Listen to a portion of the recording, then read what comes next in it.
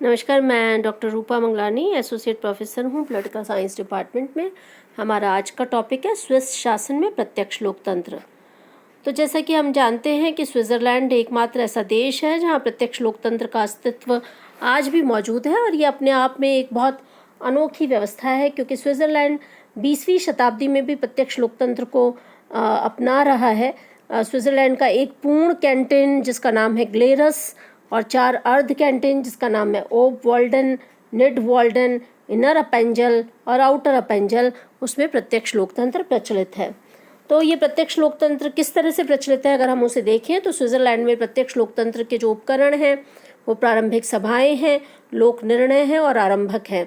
प्रारंभिक सभाएं जो हैं वो लोकतंत्र में स्विट्ज़रलैंड के कैंटनों में जहाँ विधानमंडल का काम जो है वो प्रारंभिक सभाओं द्वारा किया जाता है। ये जो कैंटन है इनमें 5 कैंटन हैं। इसमें 20 साल से अधिक आयु के स्त्री पुरुष वाद विवाद में भाग लेने के लिए जिन्हें मत देने का अधिकार भी होता है, वो स्विट्ज़रलैंड में एक जगह एकत्रित होते हैं। और इन सभाओं को प्रारंभिक सभाएं यानी लैंड्सजिमेंट कहा जाता है।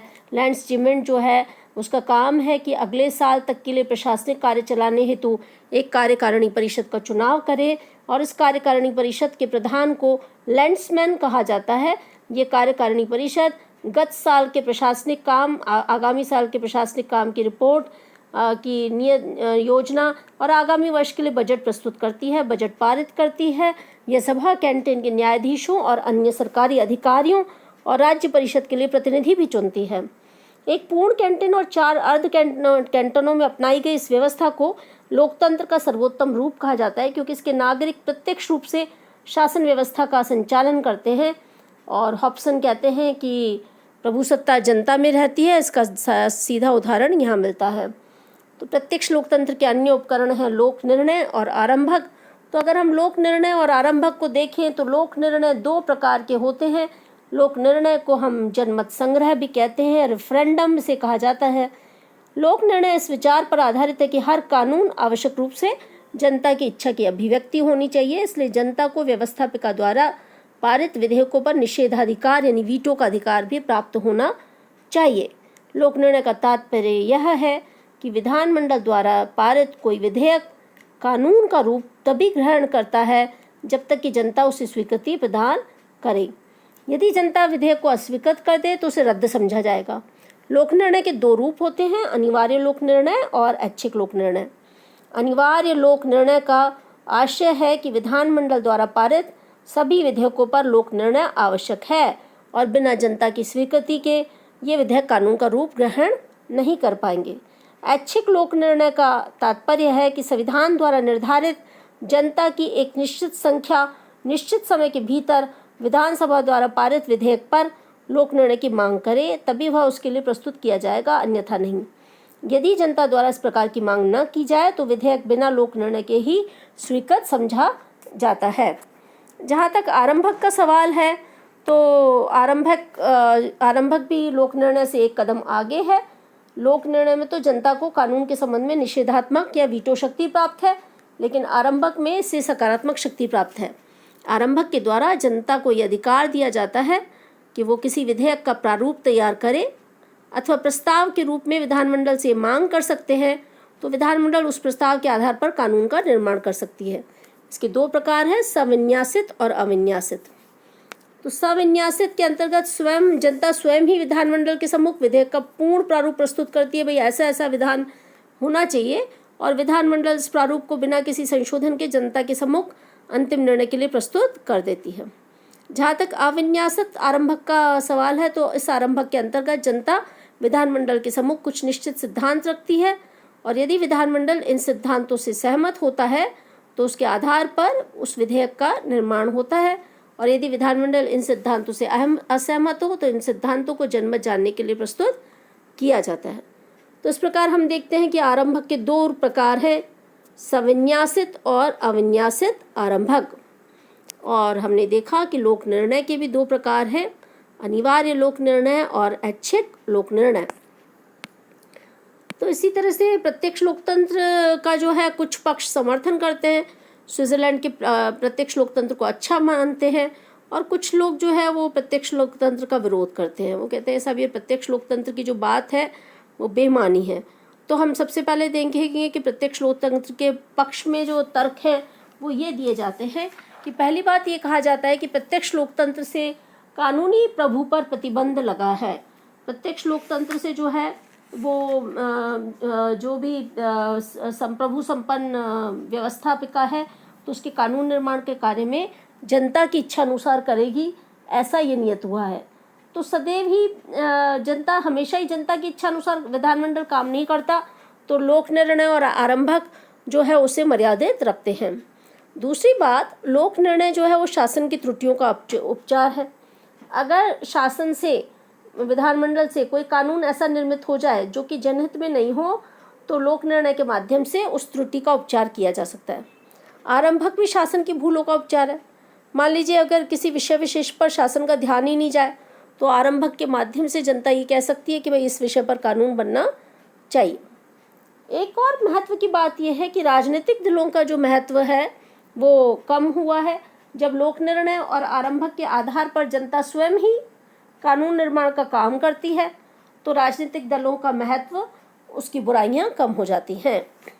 दूसरी बात, जनता से संबंधित राजनीतिक विषयों के प्रति जागरूकता आई है।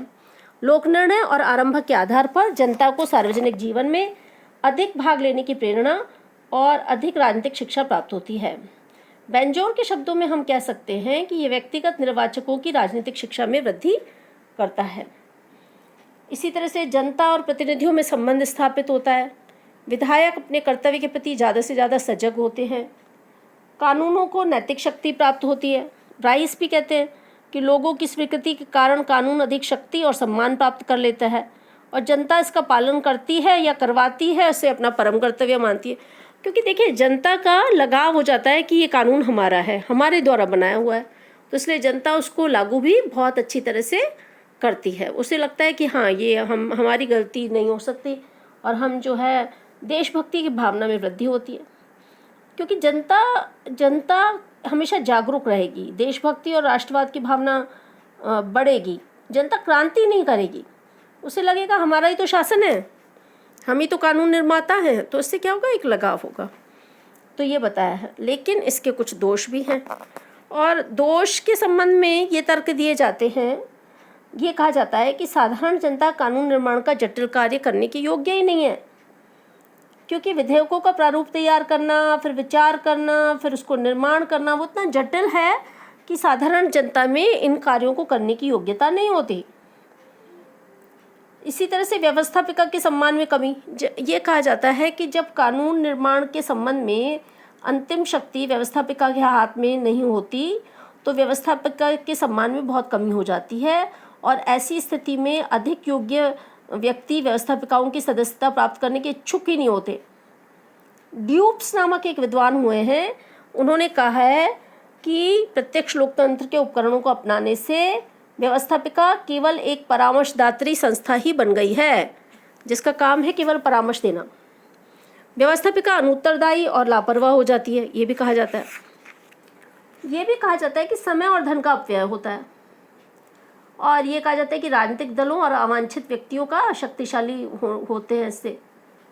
दूसरी बात ये कहा जाती है कि लोक निर्णय में तो संशोधन ही संभव नहीं है, क्योंकि रेफरेंडम या लोक निर्णय में ये कहा गया है कि कानून का या तो पूरी तरह से स्वीकार कीजिए या पूरी तरह से अस्वीकार कीजिए। इसके अंतर्गत कानून में संशोधन की कोई बात ही नहीं कही गई है। और क्या होता है, रूढ़िवादिता को प्रोत्साहन मिलता है। कैसे मिलता है भाई, सामान्य व्यक्ति रूढ़िवादी होता है, उसके लिए प्रगतिशील कानून को स्वीकार करना ही बहुत कठिन है, तो बनाना तो दूर की बात है। तो ऐसी स्थिति में लोक निर्णय को अपनाने का परिणाम रूढ़िवादिता को प्रोत्साहन देना है। इस प्रकार स्विट्जरलैंड के प्रत्यक्ष लोकतंत्र में के पक्ष में भी कुछ तर्क दिए जाते हैं और उसके विपक्ष में भी कुछ तर्क दिए गए।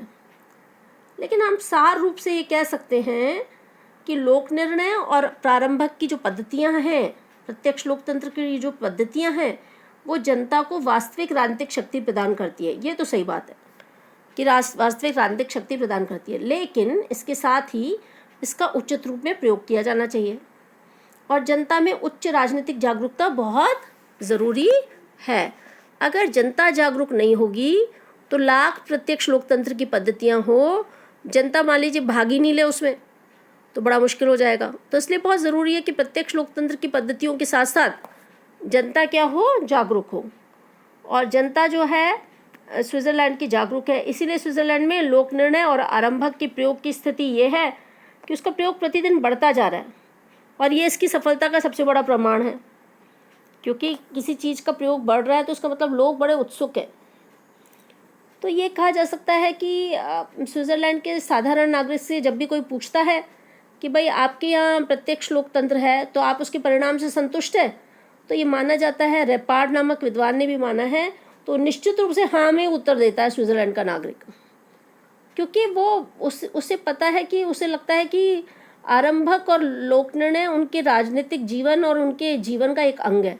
इसलिए उस पर अब संदेह नहीं है वहाँ के नागरिकों को।